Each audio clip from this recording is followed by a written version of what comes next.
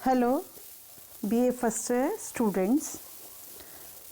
पिछली क्लास में हमने टॉपिक स्टार्ट किया था मूलभूत आर्थिक समस्याएं, जिसमें मैंने चर्चा की थी कि अर्थव्यवस्था क्या है और इस संदर्भ में उत्पादन के क्या साधन होते हैं। उत्पादन के 4 साधन होते हैं और एक इम्पोर्टेंट टूल यानी उत्पादन संभावना वक्र, जिसकी मैंने परिभाषा बताई थी, उसकी मान्यताएं बताई थी और उसकी विशेषताओं के बारे में चर्चा की थी।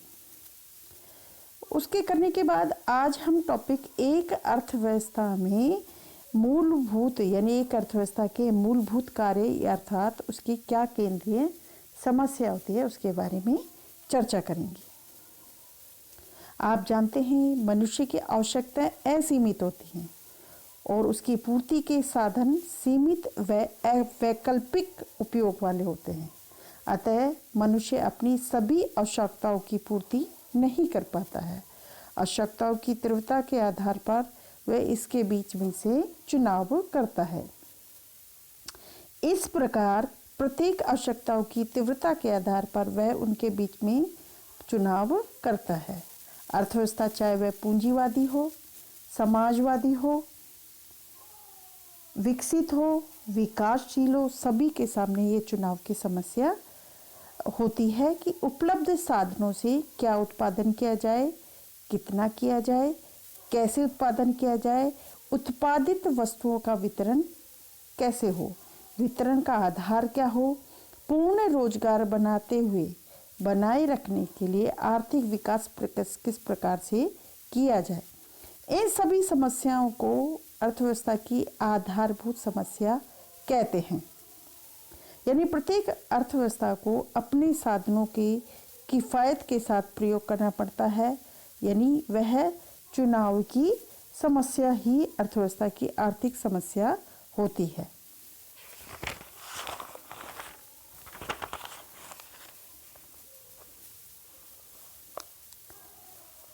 प्रोफेसर सैमुअल्सन के अनुसार एक आर्थिक प्रणाली में 3 मूलभूत समस्याएं होती हैं। क्या उत्पादन किया जाए, इन वस्तुओं का उत्पादन कैसे किया जाए और किसके लिए उत्पादन किया जाए।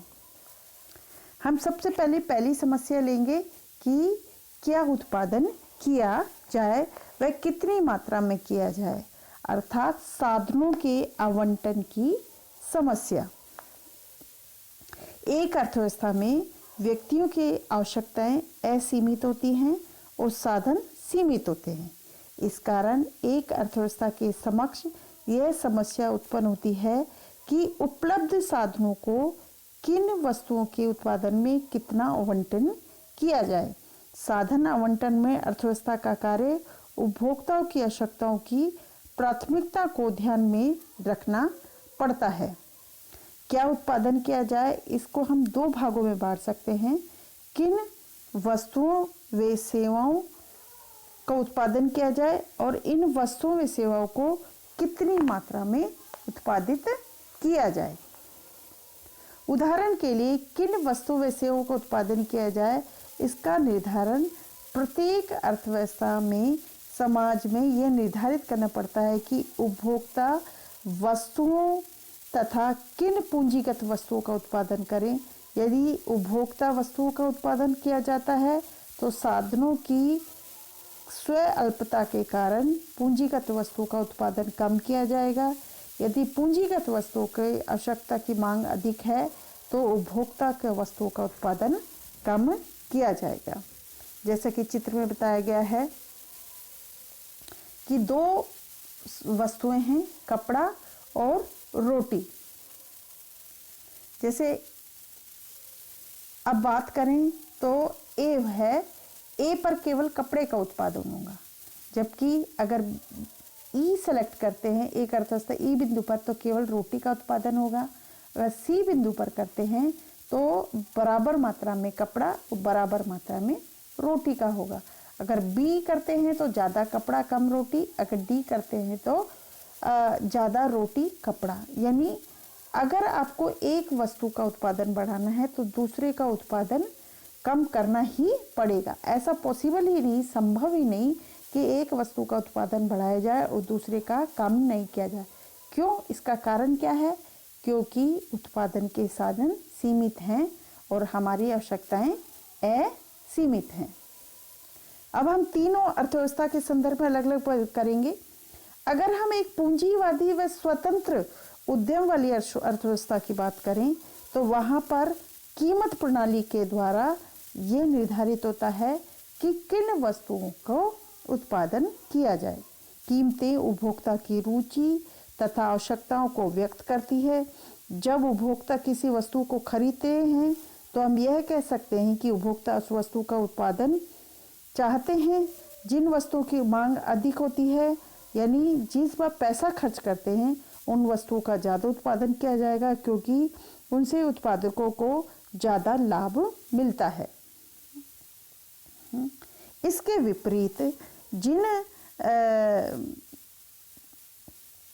यदि किसी वस्तु की मांग घटती है, अर्थात उस वस्तु के लिए उपभोक्ता कम मुद्रा खर्च करेगा, पैसा खर्च करेगा और उन वस्तु से उत्पादकों को हानि होगी, इसलिए उस उत्पादन को वो कम करेगा।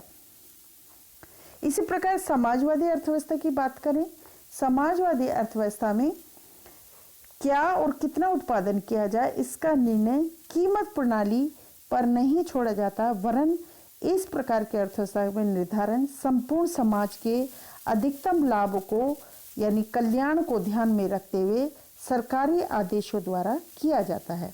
सरकार के नियोजन अधिकारी ही यह निर्धारित करते हैं कि क्या उत्पादन करना है और कितना करना है।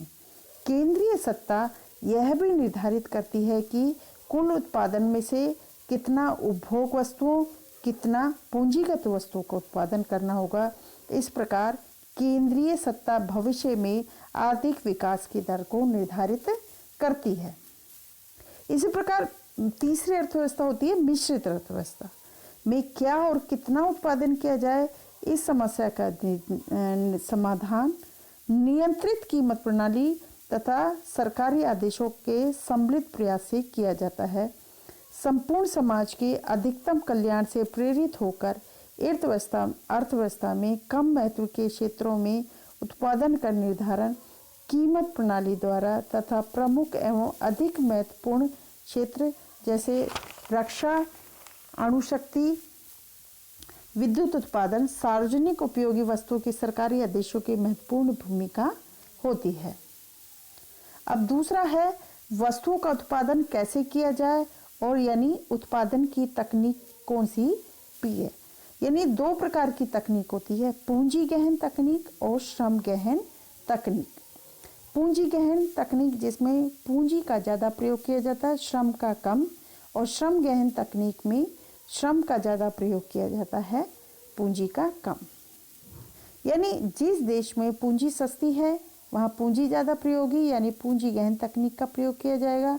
जिस देश में श्रम सस्ता है तो वहाँ पर श्रम गहन तकनीक का प्रयोग किया जाएगा, पूंजी गहन तकनीक का कम किया जाएगा। यानी अर्थव्यवस्था में श्रम व्यय पूंजीगत साधनों की उपलब्धता उनकी कीमतों से के चुनाव निर्धारित करता है। जैसे कि चित्र में बताया गया है कि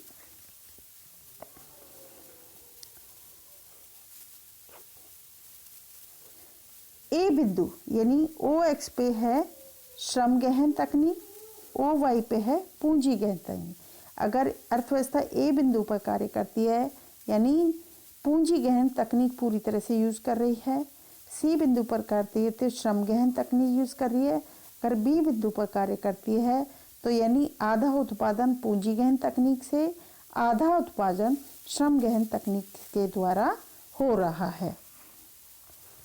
अगर पूंजीवादी अर्थव्यवस्था की बात करें तो उत्पादन के संगठन या तकनीक के चुनाव की समस्या का हल कीमत प्रणाली के द्वारा होता है।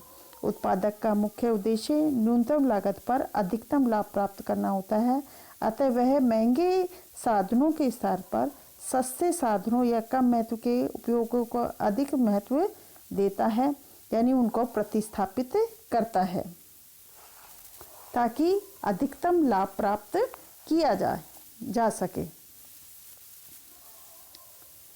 समाजवादी आदेश अर्थव्यवस्था में केंद्रीय सत्ता ये देखती है कि साधन अप्रयुक्त या बेरोजगार न रह जाए।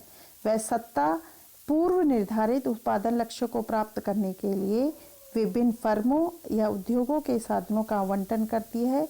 इस अर्थव्यवस्था में साधनों के आवंटन की मुख्यतः दो विधियां काम ली जाती हैं। पहला है प्रयोग एवं त्रुटि विधि, दूसरी है आदा प्रदा नियोजन विधि यानी इनपुट आउटपुट प्लानिंग मेथड।